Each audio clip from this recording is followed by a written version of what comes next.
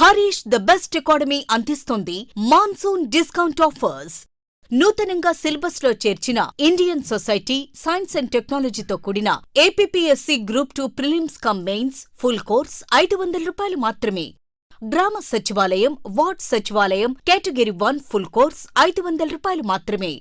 TSPSC group 2, 3, జేఎల్డీఎల్ paper 1, గురుకుల paper 1, staff nurse full course ఏదైనా ₹500 మాత్రమే. టీఎస్పీఎస్సీ గ్రూప్ 2, 3 మరియు ఎఫ్బీఓ కాంబో ప్యాక్ ₹999 మాత్రమే. ఈ అన్ని కోర్సుల వ్యాలిడిటీ 6 నెలలు. ఈ ఆఫర్ జూలై 7 నుండి జూలై 15 వరకు మాత్రమే. ఖచ్చితంగా జాబ్ సాధించే విధంగా లెజెండరీ ఫ్యాకల్టీచే రూపొందించబడిన ఆన్లైన్ క్లాసెస్. మరెందుకు ఆలస్యం? వెంటనే గూగుల్ ప్లే స్టోర్ నుండి హరీష్ అకాడమీ యాప్ను డౌన్లోడ్ చేసుకోండి. జాబ్ సాధించండి. Harish the best academy. Phone 8341116915.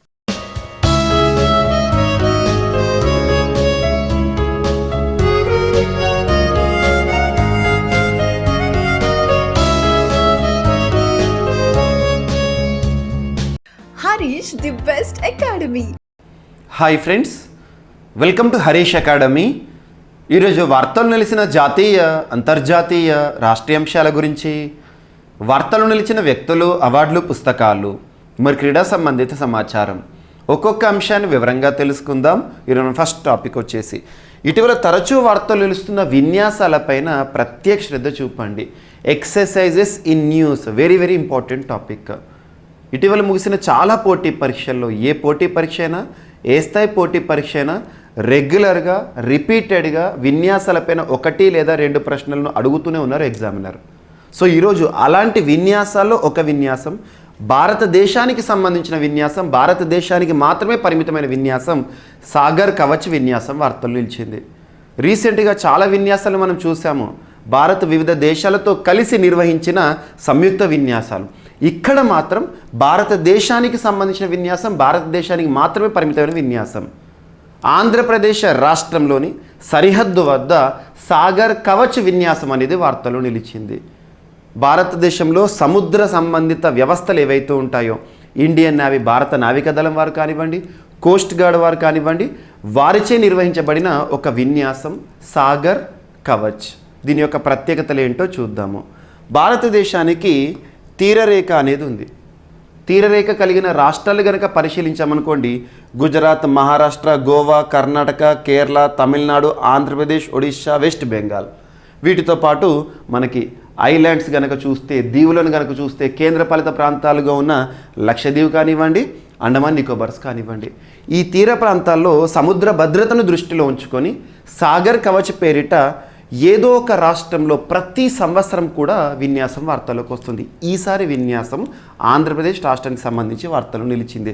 దేశంలో 2వ అతిపెద్ద తీరాన్ని కలిగి ఉన్న ఆంధ్రప్రదేశ్ తీరరేఖ వెంబడి ఉన్న సముద్ర జలాల పరిధిలో సమగ్ర తీర భద్రతపై, సో కోస్టల్ సెక్యూరిటీ అన్నట్టు, ఈ సముద్ర ప్రాంతాల్లో భద్రతాపరమైన వ్యవహారాలను దృష్టిలో ఉంచుకొని అన్నట్టు. సో తీర ప్రాంత భద్రతపై 2 రోజుల పాటు నిర్వహించనున్న సాగర్ కవచ్ కవాతు గత గురువారం రోజు ప్రారంభమైంది, ఈ రోజున ముగిసింది. సముద్ర సంబంధిత భద్రతా వ్యవస్థలతో, సముద్ర సంబంధిత భద్రతా వ్యవస్థలు అంటే ఏంటి? ఇండియన్ నేవీ కానివ్వండి, కోస్ట్ గార్డ్ వారు కానివ్వండి, వీరు ఇందులో పార్టిసిపెంట్సా. సో భద్రతా వ్యవస్థలతో సంయుక్తంగా ఆంధ్రప్రదేశ్ రాష్ట్ర ప్రభుత్వం ఈ విన్యాసాలను నిర్వహిస్తోంది. 2008 నవంబర్ 26న మన చరిత్రలో ఒక బ్లాక్ డేగా చెప్పచ్చు. 2008 నవంబర్ 26న ముంబైలో జరిగిన ఉగ్రదాడి ఏదైతే ఉంటుందో, దాని తర్వాత తీర భద్రతపై ప్రత్యేక దృష్టి సారించింది భారత ప్రభుత్వం.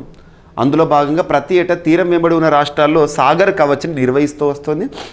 భారత నౌకాదళం, Indian coast guard, state marine police and customs, మత్స్యశాఖ, పోర్ట్ అథారిటీస్, డీజీఎల్ఎల్తో పాటు ఇతర కేంద్ర రాష్ట్ర ప్రభుత్వాల విభాగాలు, ఏజెన్సీస్ ఈ మ్యారిటైమ్ డొమైన్లో భాగస్వాములైన ఏజెన్సీలు గుర్తుంచుకోండి, ఇందులో పాల్గొనడం జరుగుతుంది. మరి తీర ప్రాంతాల్లో ఏ విధమైన రక్షణ ఉంటుంది అని చెప్పేసి ఇక్కడ భద్రతా వ్యవహారాలు మొత్తం కూడా చూసుకుంటారు ఈ సాగర్ కవచ్ ప్రోగ్రాంలో భాగంగా. ఓకేనా? సో ఇటువంటి విన్యాసాలు ఏవైతే ఉంటాయో వీటిపైన ప్రత్యేక శ్రద్ధ చూపండి.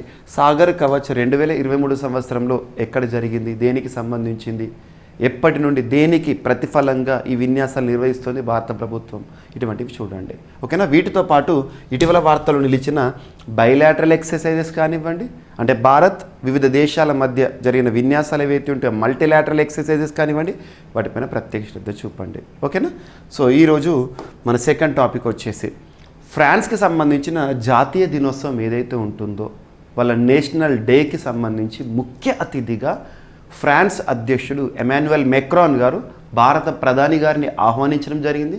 భారత ప్రధాని ఫ్రాన్స్లో వేడుకల్లో కూడా పాల్గొనడం జరిగింది. ఇది ఇంపార్టెంట్. సో గురు శుక్రవారాల్లో ఫ్రాన్స్లో పర్యటించనున్నారు భారత ప్రధాని నరేంద్ర మోదీ గారు. ఫ్రాన్స్ అధ్యక్షుడు ఎమాన్యుయల్ మెక్రాన్ ఆహ్వానం మేరకు ఆ దేశ నేషనల్ డే వేడుకలకు ముఖ్య అతిథిగా హాజరు కానున్నారు. ప్యారిస్లో శుక్రవారం జరిగిన నేషనల్ డే పరేడ్లో మోదీ పాల్గొనడం జరిగింది. ఐరోపాలోనే అతిపెద్ద సైనిక కవాతుగా పేరొందిన ఈ పరేడ్లో ఆయన గౌరవ వందనం స్వీకరిస్తారు. అండ్ ఇక్కడ గుర్తుంచుకోండి, ఇటీవల భారత ప్రధాని నరేంద్ర మోదీ గారిని వరించిన అంతర్జాతీయ పురస్కారాలు ఏవైతే ఉంటాయో, ఇటీవల ఈజిప్ట్ కానివ్వండి, చాలా దేశాలు కూడా భారత ప్రధాని నరేంద్ర మోదీ గారికి ఆ దేశంలోనే అత్యున్నత పౌర పురస్కారాలు ఇచ్చి సత్కరించడం జరిగింది. ఆల్మోస్ట్ 17, 18 ఇంటర్నేషనల్ హానర్స్ ఉన్నాయి. వాటన్నిటిని కూడా మనం డిస్కస్ చేయడం జరిగింది. ఒకసారి వాటిని చూడండి. ఒకవేళ అవి ఎక్కడున్నాయంటే మీకు Praveen sir classes YouTube channel, Praveen sir classes YouTube ఛానల్ని ఇప్పటివరకు సబ్స్క్రైబ్ చేసుకుని వారు ఎవరైనా ఉంటే సబ్స్క్రైబ్ చేసుకోండి. అందులో పోటీ పరీక్షలకు ఉపయుక్తంగా ఉండే సమాచారాన్ని వీడియోల రూపంలో కానీ, షార్ట్స్ రూపంలో కానీ, లైవ్ సెషన్ల రూపంలో కానీ, కమ్యూనిటీలో ఇంపార్టెంట్ ఆర్టికల్ పోస్ట్ చేస్తూ కానివ్వండి మీకు అందిస్తూనే ఉన్నాను. ఇందులో ఈ యూట్యూబ్ ఛానల్లో షార్ట్స్ రూపంలో స్వల్ప వ్యవధి వీడియో ఒక షార్ట్ ఉంటుంది. అందులో మోదీని వరించిన అంతర్జాతీయ పురస్కారాలను ఒక వీడియో ఉంటుంది. ఒక్కసారి చూడండి. అందులో అన్ని హానర్స్ని కవర్ చేశాను. వాటిపైన ఖచ్చితంగా ఒక ప్రశ్న వచ్చే అవకాశం ఉంటుంది. సో ఇక్కడ ఫ్రాన్స్ యొక్క గౌరవ వందనం తను స్వీకరిస్తారు. ఇందులో భారత సైనిక బృందాలు కూడా పాల్గొంటాయి. మోదీ గౌరవార్థం మెక్రాన్ అధికారిక విందుతో పాటు ప్రైవేటు విందులో కూడా ఉండనున్నారు. ఫ్రాన్స్ పర్యటన ముగిసిన అనంతరం మోదీ యూఏఈలో పర్యటిస్తారు. ఈ నెల 15న అబుదాబి వెళ్లిన ఆయన యూఏఈ అధ్యక్షుడు షేక్ మహమ్మద్ బిన్ జయద్ అల్ నహ్యాన్తో భేటీ అవుతారు. సో గుర్తుంచుకోండి, ఇటీవల ఈ క్రింది వాటిలో ఏ దేశంలో జాతీయ దినోత్సవానికి భారత ప్రధాని నరేంద్ర మోదీ గారు ముఖ్య అతిథిగా వెళ్ళడం జరిగింది? ఫ్రాన్స్లో రీసెంట్గా subject condition last 10 days back చాలా వరకు ఉద్రిక్త వాతావరణం ఉండే. అక్కడ జరిగిన జాతి దాడులు అని చెప్పేసి మీడియా చాలా ఫోకస్ చేయలేదు. సో ఒక డెలివరీ బాయ్ ఎవరైతే ఉంటారో, కామన్గా మనకి గిగ్ వర్కర్స్ ఉంటారు కదా, తనని పోలీసులు చంపడం, షూట్ చేసేసి ఆ తర్వాత దేశంలో జరిగిన పరిస్థితులు కానివ్వండి, సివిలియన్కి సంబంధించి జరిగిన ఉద్యమాలు కానివ్వండి, అవన్నీ కూడా రీసెంట్గా వార్తల్లోకి వచ్చినాయి. ఓకేనా. అండ్ నెక్స్ట్ వచ్చేసి కుయ్ లాంగ్వేజ్. ఈరోజు వార్తలు నిలిచిన కుయ్ లాంగ్వేజ్ ఏ రాష్ట్రానికి సంబంధించింది అంటే ఒడిషా రాష్ట్రానికి సంబంధించింది కుయ్ లాంగ్వేజ్. ఇక్కడ కుయ్ లాంగ్వేజ్ని భారత రాజ్యాంగంలో దేశంలోనే అత్యున్నత చట్టం, మన దేశంలోనే అత్యున్నత చట్టం, supreme law of the land is our Indian constitution. భారత రాజ్యాంగంలో 8వ షెడ్యూల్ దేని గురించి ప్రస్తావిస్తుంది? అధికారిక భాషల గురించి చెప్తుంది. భారత రాజ్యాంగం గుర్తించిన అధికారిక భాషలు. రాజ్యాంగం అమల్లోకి వచ్చినప్పుడు 1950 Jan 26 రోజున మన రాజ్యాంగంలోని 8వ షెడ్యూల్లో 14 భాషలు మాత్రమే గుర్తింపు పొందాయి. ఆ తర్వాత రాజ్యాంగ సవరణల ఆధారంగా ఒకసారి ఒక భాష, రెండోసారి 3 భాషలు, మూడోసారి 4 భాషలు అలా జోడిస్తూనే వచ్చాం రాజ్యాంగ సవరణల ద్వారా. ఈరోజు ఏంటంటే ప్రస్తుతం మన రాజ్యాంగంలో యాజ్ ఆన్ టుడే 22 అధికారిక భాషలు ఉన్నాయి 8వ షెడ్యూల్లో. రాజ్యాంగం 8వ షెడ్యూల్లో ఎన్ని భాషలను అధికారికంగా గుర్తించిందంటే 22 లాంగ్వేజెస్. ఓకేనా. ఇప్పుడు 23వ భాషగా కుయ్ భాషను గుర్తించండి అని చెప్పేసి ఒడిషా రాష్ట్ర క్యాబినెట్ వారు తీర్మానం చేయడం జరిగింది. మరి రాష్ట్ర ప్రభుత్వాలు 8వ షెడ్యూల్ని రాజ్యాంగాన్ని సవరించగలుగుతాయి అంటే కాదు. రాజ్యాంగాన్ని సవరించాలంటే ఖచ్చితంగా పార్లమెంట్ నుండే ప్రక్రియ ప్రారంభించాల్సి ఉంటుంది. సో ఇక్కడ చూడండి, Odisha cabinet recently recommended a proposal for inclusion of Kui language in the 8th schedule of Indian constitution. భారత రాజ్యాంగంలో 8వ షెడ్యూల్లో కుయ్ భాషను గుర్తించండి, రాజ్యాంగ సవరణ చేయండి అని చెప్పేసి అడుగుతున్నారు. ఇదొకటి ఇంపార్టెంట్. సో ఈ విధమైన ప్రశ్నలు ఎగ్జామినేషన్లో వచ్చే అవకాశాలు ఉంటాయి. ఓకేనా. అండ్ గతంలో కూడా మనకు చూస్తే రాజ్యాంగంలోని ప్రవేశికలో అహింస అనే పదాన్ని కూడా జోడించాలని ఒడిషా రాష్ట్ర అసెంబ్లీ తీర్మానం చేసింది. ఇటువంటివి ఇంపార్టెంట్. దాంతోపాటు రీసెంట్గా ఆల్చికి ఆల్చిక్కీ లాంగ్వేజ్లో భారత రాజ్యాంగం అని చెప్పేసి సంతాలీ భాష ఏదైతే ఉంటుందో గిరిజన భాష, దానికి స్క్రిప్ట్ ఉండదు. సంతాలీ భాషను మనం ప్రొజెక్ట్ చేయాలంటే ఏ స్క్రిప్ట్లో రాయాలి, ఏ లిపిలో రాయాలంటే ఆల్చిక్కీలో రాయాలి. అలా ఆల్చిక్కీలో రాజ్యాంగం అని చెప్పేసి ఇవన్నీ మనం చూస్తున్నాం మనం రీసెంట్గా. సో ఇటువంటి అంశాలను ఖచ్చితంగా మీరు కరెంట్ పాలిటీలో చూడండి. ఓకేనా? అండ్ నెక్స్ట్ వచ్చేసేసి సుప్రీంకోర్టు న్యాయమూర్తులుగా కొలిజియం సిఫార్సులు చేసిన వ్యక్తులను రాష్ట్రపతి ఆమోదించడం జరిగింది. కేంద్ర న్యాయ వ్యవహారాల మంత్రిత్వ శాఖ వారు అధికారిక ఉత్తర్వులను కూడా జారీ చేయడం జరిగింది. అలా సుప్రీంకోర్టులో న్యాయమూర్తులు కొత్తగా వార్తల్లోకి వచ్చారు. కొలిజియం సిఫార్సులకు రాష్ట్రపతి ఆమోదించారు.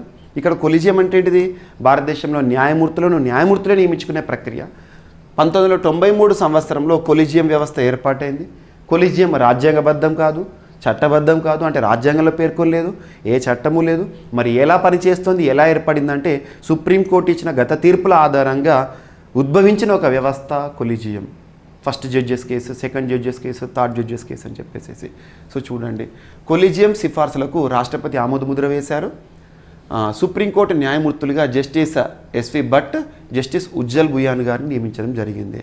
సో వీరిద్దరు కూడా సుప్రీంకోర్టులో న్యాయమూర్తులుగా ప్రధాన న్యాయమూర్తితో పాటు ఇతర న్యాయమూర్తులు ఉంటారు కదా, వారిని నియమించడం జరిగింది. మరి సుప్రీంకోర్టు న్యాయమూర్తులను ఎవరు నియమిస్తారు? కొలిజియం సిఫార్సు చేస్తుంది, అల్టిమేట్ మాత్రం రాష్ట్రపతి.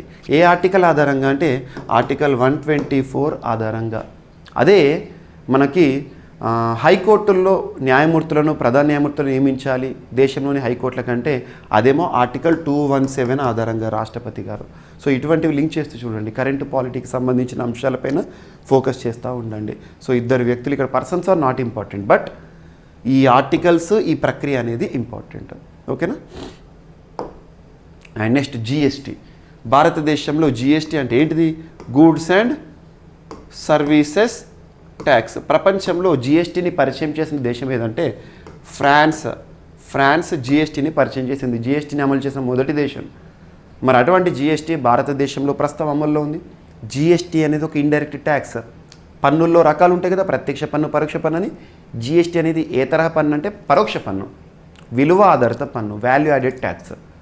మరి జిఎస్టీని భారతదేశంలో అమలు చేయడానికి రాజ్యాంగ సవరణ తప్పనిసరైంది.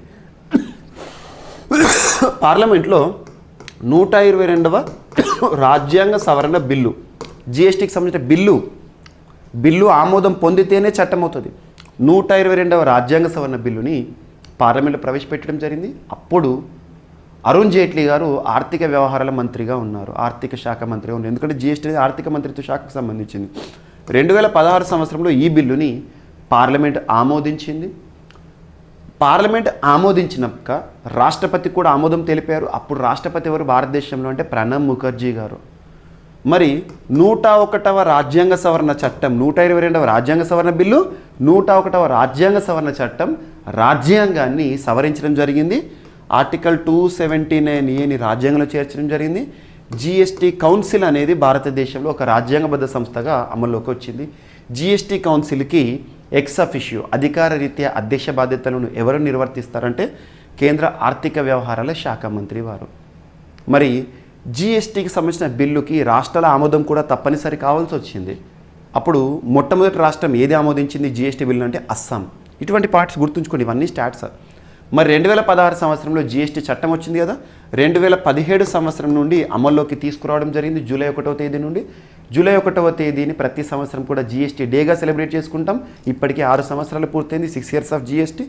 మరి జిఎస్టీ పట్ల ప్రజల్లో అవగాహన కల్పించడానికి భారత ప్రభుత్వం మొదట్లో ఎవరిని ప్రచారకర్తగా నియమించింది అంటే అమితాబ్ బచ్చన్ గారు. జిఎస్టీకి పితామహుడిగా భారతదేశంలో ఎవరిని పిలుస్తారంటే అటల్ బిహారీ వాజ్పేయి గారిని. తన కాలంలోనే జిఎస్టీకి సంబంధించిన ప్రక్రియ ప్రారంభమైంది. మరి జిఎస్టీ అమల్లోకి వచ్చినప్పుడు భారతదేశంలో ప్రధానిగా ఎవరున్నారంటే భారత ప్రధానిగా నరేంద్ర మోదీ గారు ఉన్నారు. ఇవన్నీ చూడండి. అండ్ నెక్స్ట్ జిఎస్టీకి సంబంధించి ఎక్స్ అఫిషియో ఎవరుంటారు? అధికారరీత్యా ఆర్థిక శాఖ మంత్రి వారు అధ్యక్ష బాధ్యతలు నిర్వర్తిస్తారు. జిఎస్టీకి సంబంధించి పన్నులను కనుక పరిశీలిస్తే 0%, 5%, 12%, 18%, 28% ఈ స్లాబ్స్ అనేవి ఉంటాయి. కనీస అవసరాలు ఏవైతే ఉంటాయో అవన్నీ తక్కువ పన్ను పరిధిలోకి వస్తాయి. లగ్జరీ గూడ్స్ అన్నీ కూడా ఎక్కువ పన్ను పరిధిలోకి వస్తాయి. మరి అలాంటిది రీసెంట్గా జిఎస్టీ కౌన్సిల్ మీటింగ్ జరిగింది. 50th కౌన్సిల్ మీటింగ్, 50వ సమావేశం జరిగింది. ఆ సమావేశంలోనే ఆర్థిక వ్యవహారాల మంత్రిత్వ శాఖ వారి ఆధ్వర్యంలో జరిగే సమావేశంలో ఏ గూడ్స్, ఏ సర్వీసు ఏ పన్ను పరిధిలోకి వస్తాయని చెప్పేసి నిర్ణయిస్తారు. అలా రీసెంట్గా జరిగింది. సో ఇక్కడ అవుట్కమ్స్ అనేవి ఉన్నాయి. అండ్ ఇక్కడ ఇంకొక పాయింట్ చెప్తాను. జిఎస్టీ అమల్లోకి వచ్చిన తర్వాత ఎవ్రీ మంత్, ఉదాహరణకి గడిచిన నెలకి సంబంధించి జిఎస్టీ రూపంలో ఎన్ని వసూళ్ళు అయినాయి అని చెప్పేసి ఈ నెలలో రిలీజ్ చేస్తారన్నట్టు. గడిచిన నెలకు సంబంధించి ప్రస్తుత నెలలో రిలీజ్ చేస్తారన్నట్టు. అలా ప్రతి నెల కూడా జిఎస్టీ గణాంకాలు వార్తలోకి వస్తాయి. జిఎస్టీ అమల్లోకి వచ్చాక highest GST collections for single month A month పేరిట ఉంది అంటే ఏప్రిల్ 2023, 2023 ప్రస్తుత ఆర్థిక సంవత్సరం మొదటి నెల అయిన ఏప్రిల్ మాసానికి 1.87 లక్షల కోట్ల రూపంలో జిఎస్టీ రూపంలో వసూలు చేయడం జరిగింది. అది రికార్డు కలెక్షన్స్, దీన్ని గుర్తుంచుకోండి. మరి రీసెంట్గా జరిగిన జిఎస్టీ కౌన్సిల్ మీటింగ్ యొక్క అవుట్కమ్ ఏంటంటే గేమింగ్, హార్స్ రేసింగ్, క్యాసినోస్ ఏవైతే ఉంటాయో గేమ్స్, వాటిని 28% పరిధిలోకి తీసుకొచ్చారు. అండ్ డైనటుక్సిమాబ్, క్యాన్సర్ రిలేటెడ్ డ్రగ్స్ ఏవైతే ఉంటాయో వాటికి పన్ను నుండి మినహాయింపులు ఇచ్చారు, జిఎస్టీ పన్ను ఉండదని. అండ్ స్నాక్స్ ఏవైతే వేయించనివి అన్కుక్డ్ స్నాక్స్ ఉంటాయో, ప్యాక్డ్ స్నాక్స్ ఉంటాయో వాటిని 5% పరిధిలోకి తీసుకొచ్చారు. ఇటువంటి అవుట్కమ్స్ ఉంటాయి అన్నట్టు. ఏ వస్తువులు ఏ పరిధిలోకి వస్తాయని చెప్పేసి జిఎస్టీ కౌన్సిల్ నిర్ణయిస్తుంది, గుర్తుంచుకోండి. ఓకేనా? ఈ విధంగా జిఎస్టీ పైన ప్రత్యేక శ్రద్ధ చూపండి, ఎగ్జామినేషన్లో అడుగుతారు. And next, so Lambani art ఇటీవల వార్తలోకి వచ్చింది. కళలు 2010 సంవత్సరంలో భౌగోళిక గుర్తింపు పొందిన జిఐ ట్యాగ్ ప్రోడక్ట్ కర్ణాటక రాష్ట్రానికి సంబంధించిన లంబానీ ఆర్ట్. ఎగ్జామ్లో అడుగుతారు. ఇటీవల వార్తలు నిలిచిన లంబానీ ఆర్ట్ ఏ రాష్ట్రానికి సంబంధించింది అంటే కర్ణాటక రాష్ట్రం. ఎందుకు వార్తల్లోకి వచ్చిందంటే ప్రస్తుతం G20కి అధ్యక్ష బాధ్యతలను భారత్ నిర్వర్తిస్తుంది కదా. అలా G20కి సంబంధించిన ఒక సమావేశం, కల్చర్ సమ్మిట్ అనేది ఇటీవల హంపీలోను కోల్కతాలోను జరిగింది. హంపీ అంటే కర్ణాటక. అక్కడ అతిపెద్ద లంబానీ ఆర్ట్ని ప్రదర్శించడం జరిగింది, లార్జెస్ట్ డిస్ప్లేని ప్రదర్శించడం జరిగింది. ఇది గిన్నీస్ బుక్ ఆఫ్ వరల్డ్ రికార్డులో చోటు సంపాదించుకోవడం జరిగింది. So third G20 culture working group హంపీలో జరిగింది కదా, అక్కడ దీన్ని ప్రదర్శించారు. కామన్గా కర్ణాటక రాష్ట్రంలో లంబాడి, గిరిజన తెగల వారు కానివ్వండి దీన్ని యూజ్ చేస్తూ ఉంటారు. ఒక అద్భుతమైన artistic work, embroidery work. Lambadi లేదా లంబానీ ఆర్ట్ ఏ రాష్ట్రం అంటే కర్ణాటక రాష్ట్రం. That's enough. ఓకేనా? ఇది ఈరోజు వార్తలోకి వచ్చింది కాబట్టి దీనికి సంబంధించి అడగవచ్చు. And next, Punjab agricultural university వారు ఇటీవల ఒక కొత్త వెరైటీ, రైస్ వెరైటీని సృష్టిస్తూ డెవలప్ చేస్తూ వార్తల్లోకి వచ్చారు. ఆ రైస్ వెరైటీ పేరు ఏంటంటే PBWRS1. PBWRS1 ఇది గుర్తుంచుకోండి. PBWRS1 రైస్ వెరైటీ ఇటీవల ఏ యూనివర్సిటీ శాస్త్రవేత్తలు డెవలప్ చేశారంటే పంజాబ్ అగ్రికల్చర్ యూనివర్సిటీ. ఇందులో ప్రత్యేకత ఏంటంటే హై అమైలోజ్ స్టార్చ్ కంటెంట్ ఉంటుంది. ఎక్కువ మొత్తంలో అమైలేజ్ స్టార్చ్ కంటెంట్తో కూడిన ఒక ప్రత్యేకమైన రైస్ వెరైటీ అనేది ఇక్కడ వార్తల్లోకి వచ్చింది. సో ఇదొకటి గుర్తుంచుకోండి, పంజాబ్కి సంబంధించిన రైస్ వెరైటీ. ఇట్లా కొత్త రకమైన వెరైటీస్ ఏమైనా వార్తల్లోకి వస్తే లేదా క్రాప్స్ వార్తల్లోకి వస్తే వాటిపైన ప్రత్యేక శ్రద్ధ చూపండి. And next, ONGC, oil and natural gas corporation భారతదేశంలో మొట్టమొదటి అనే అంశంతో వార్తల్లోకి వచ్చింది. అమెరికాకి సంబంధించిన ఇంటర్సెట్ అనే సంస్థ ఇటీవల ఒక అక్రెడిషన్, ఒక సర్టిఫికేషన్ ఇచ్చింది. ఆ సర్టిఫికేట్ పొందిన మొట్టమొదటి భారతీయ పబ్లిక్ సెక్టార్ అండర్టేకింగ్గా వార్తలోకి వచ్చింది. ప్రభుత్వ ఆధీనంలో సంస్థగా ONGC దేనికి సంబంధించిన సర్టిఫికేట్ అంటే బ్రైబరీ రిలేటెడ్ యాక్టివిటీస్ సంబంధించి. ONGC first public sector undertaking in India to get certified for anti bribery, బ్రైబరీకి వ్యతిరేకంగా anti bribery management system. So అద్భుతమైన మేనేజ్మెంట్ సిస్టమ్ లేదా నిర్వహణ వ్యవస్థకి గాను అమెరికాకి సంబంధించిన సంస్థ నుండి ఒక certificate, anti bribery management system సర్టిఫికేట్ని పొందిన మొట్టమొదటి భారతీయ పబ్లిక్ రంగ సంస్థ ఏది అని అంటే ONGC, గుర్తుంచుకోండి. అండ్ నెక్స్ట్, ఇండియా మరియు బంగ్లాదేశ్ సంబంధాలు వార్తలోకి వచ్చినాయి. ఇటీవల ఇండియా సింగపూర్, ఇండియా మలేషియా ఇలా ఎకానమీకి సంబంధించి రెగ్యులర్గా వార్తల్లోకి వస్తున్నాయి. రూపీ ట్రేడ్లోను లేదా ట్రేడ్ ఇన్ రూపీ అని చెప్పేసి వాణిజ్య వ్యవహారాలన్నీ కూడా రూపాయి మారకంలో జరగాలని చెప్పేసి ఈరోజు ఇండియా బంగ్లాదేశ్ వాణిజ్యం కూడా రూపాయి, ఇండియన్ రూపీ కరెన్సీలో అమల్లోకి రావడం జరిగింది. సో ఇండియా బంగ్లాదేశ్ సంబంధించి రాష్ట్ర వీక్ మనము ఇండియా మలేషియాకి సంబంధించి డిస్కస్ చేసాం. ఇక్కడ ఇండియా బంగ్లాదేశ్కి సంబంధించిన గుర్తుంచుకోండి, డైరెక్ట్ సెంటెన్స్ గుర్తుంచుకోండి సరిపోతుంది. అంటే ఎగుమతులు దిగుమతులు అన్నీ కూడా డాలర్ రూపంలో కాదు రూపాయి రూపంలో జరుగుతుంది అన్నట్టు. అండ్ ఐక్యరాజ్య సమితిలో పాక్ చేసిన ఒక ప్రతిపాదనకు భారత్ మద్దతు ఇచ్చింది. మంచి ఎక్కడైనా సరే భారత్ ముందుంటుంది, అది శత్రు దేశం చేసినా, దాయ దేశం చేసినా, మిత్ర దేశం చేసినా కూడా మంచిని ఖచ్చితంగా ప్రోత్సహిస్తుంది, చెడుని ఖచ్చితంగా వ్యతిరేకిస్తుంది. That is the speciality of India. ఇటీవల ఐక్యరాజ్య సమితిలో పాకిస్తాన్ ఒక ప్రతిపాదన చేస్తే దానికి మద్దతు ఇచ్చింది. ఇక్కడ పాకిస్తాన్ చేసిందని చూడొద్దు, పాకిస్తాన్ ఏం ప్రతిపాదన చేసిందనేది చూడాలి. సో ఇక్కడ చూడండి, మత విద్వేషానికి అడ్డుకట్ట వేయడానికి దేశాలు మరిన్ని చర్యలు చేపట్టాలని ఐక్యరాజ్య సమితి మానవ హక్కుల మండలి పిలుపునిచ్చింది. ఇటీవల ఐరోపాలో కొన్ని దేశాల్లో ఖురాన్ ప్రతుల్ని కాల్చివేయడం, ప్రభుత్వాలు కఠిన చర్యలు చేపడితే వ్యక్తీకరణ స్వేచ్ఛకు భంగం వాటిల్లుతుందని పాశ్చాత్య దేశాలు అభ్యంతరం వ్యక్తం చేస్తున్న నేపథ్యంలో దీన్ని ఆమోదించింది. తీర్మానానికి అనుకూలంగా 28 దేశాలు, వ్యతిరేకంగా 12 దేశాలు ఓటు వేశాయి. 7 దేశాలు దీనిలో పాల్గొనలేదు. పాకిస్తాన్, పాలస్తీనా తీసుకువచ్చిన ప్రతిపాదనకు భారత్, చైనా, పశ్చిమాసియాలతో పాటు ఆఫ్రికా దేశాలు మద్దతు పలికాయి. వివక్షను, హింసను రెచ్చగొట్టేలా వ్యతిరేకిస్తున్న దేశాలకు అడ్డుకట్ట వేసి విచారణ చేపట్టాలని తీర్మానం ప్రతిపాదించింది. వాక్ స్వాతంత్రానికి ఇది కోత పెట్టదని, దానికి ప్రత్యేక బాధ్యతలకు మధ్య సమతుల్యం సాధిస్తుందని పాక్ రాయబారి ఖలీల్ హష్మీ గారు పేర్కొనడం జరిగింది. సో మత విద్వేషంపై హెచ్ఆర్సీ, హ్యూమన్ రైట్స్కి సంబంధించిన ఒక తీర్మానం అనేది పాకిస్తాన్ ప్రవేశపెడితే భారత్ మద్దతు ఇచ్చింది పాకిస్తాన్, పాలస్తీనాలకు. నెక్స్ట్, ఉత్తర కొరియా. ఇటీవల తరచూ క్షిపణులను ప్రయోగిస్తున్న దేశం ఏది అంటే ఉత్తర కొరియా.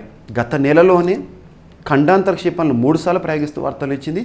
ఈరోజు మరొకసారి దక్షిణ అమెరికా లేదా అమెరికా యుఎస్ఏ మరియు దక్షిణ కొరియా, సౌత్ కొరియా వారిని హెచ్చరిస్తూ ఉత్తర కొరియా మరొకసారి ఖండాంతర క్షిపణిని ప్రయోగించింది. ఖండాంతర క్షిపణి అంటే చాలా సుదూర ప్రాంతాలను ఢీకొనే ఒక అధునాతన క్షిపణి.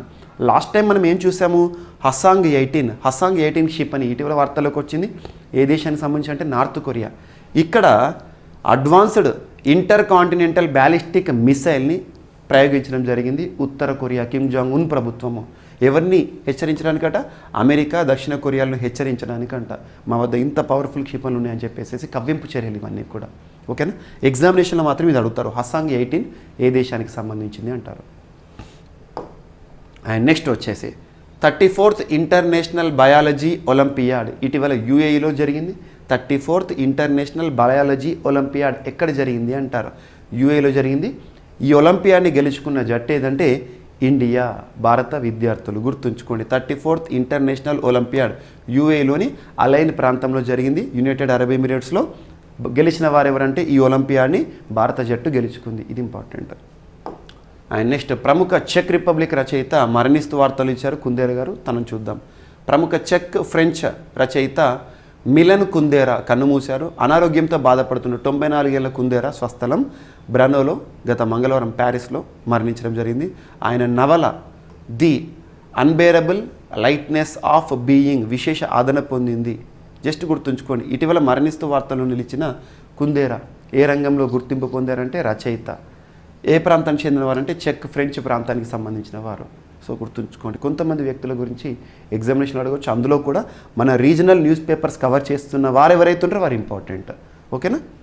సో ఇవి ఫ్రెండ్స్ ఈరోజు వార్తలు ఇచ్చిన అంశాలు. ఒకసారి ర్యాపిడ్గా చూస్తే, సాగర్ కవచ్ విశాఖపట్నంలో ప్రారంభమైంది. అండ్ నెక్స్ట్, ఫ్రాన్స్ జాతీయ దినోత్సవానికి ముఖ్య అతిథిగా భారత ప్రధాని మోదీ గారిని ఆహ్వానించారు ఎమాన్యుయల్ మెక్రాన్. కుయి భాషను రాజ్యాంగంలోని 8వ షెడ్యూల్లో గుర్తించాలని ఒడిషా చేసిన ప్రతిపాదన తీర్మానము. అండ్ సుప్రీంకోర్టులో కొత్త న్యాయమూర్తుల నియామకం అనేది రావడం జరిగింది. రాష్ట్రపతి ఆమోదించారు కొలిజియం సిఫార్సులను. అండ్ జిఎస్టీ కౌన్సిల్కి సంబంధించి 50th GST council meeting and outcomes, జిఎస్టీకి సంబంధించిన చరిత్ర, పూర్వపరాలు. అండ్ లంబానీ కళ ఏ రాష్ట్రానికి సంబంధించింది అంటే కర్ణాటక రాష్ట్రానికి సంబంధించిన embroidery work. Next, Punjab agriculture university వారు సృష్టించిన, డెవలప్ చేసిన అధునాతన రైస్ వెరైటీ. అండ్ భారతదేశంలోని మొట్టమొదటి పబ్లిక్ సెక్టర్ అండర్టేకింగ్గా ఓఎన్జీసీ నిలిచింది. అమెరికాకు సంబంధించిన ఒక సర్టిఫికేట్ యాంటీ బ్రైబరీ మేనేజ్మెంట్ సిస్టమ్కి గాను. ఇండియా బంగ్లాదేశ్ వాణిజ్యం అనేది రూపాయలు ప్రారంభం. అండ్ ఐక్యరాజ్య సమితిలో పాక్ ప్రతిపాదనకు భారత్ మద్దతు ఇచ్చింది. ఉత్తర కొరియా క్షిపణులను తరచూ ప్రయోగిస్తూ వార్తలకు వస్తుంది. ముఖ్యంగా అమెరికా, దక్షిణ కొరియాలకు హెచ్చరికలు జారీ చేయడానికి. 34th ఇంటర్నేషనల్ బయాలజీ ఒలింపియాడ్ని గెలుచుకున్న భారత్ యూఏలో జరిగింది. ప్రముఖ చెక్ లేదా ఫ్రెంచ్ రచయిత మరణిస్తూ వార్తలు నిలిచారు కుందేరా గారు. సో ఇవి ఫ్రెండ్స్ ఈరోజు వార్తలు నిలిచిన అంశాలు. మిస్లేనియస్ అంశాలు ఏమైనా మిగిలిపోతే రేపటి క్లాస్లో జోడించి మరొకసారి నేర్చుకుందాం. రేపు కలుద్దాం. Thank you.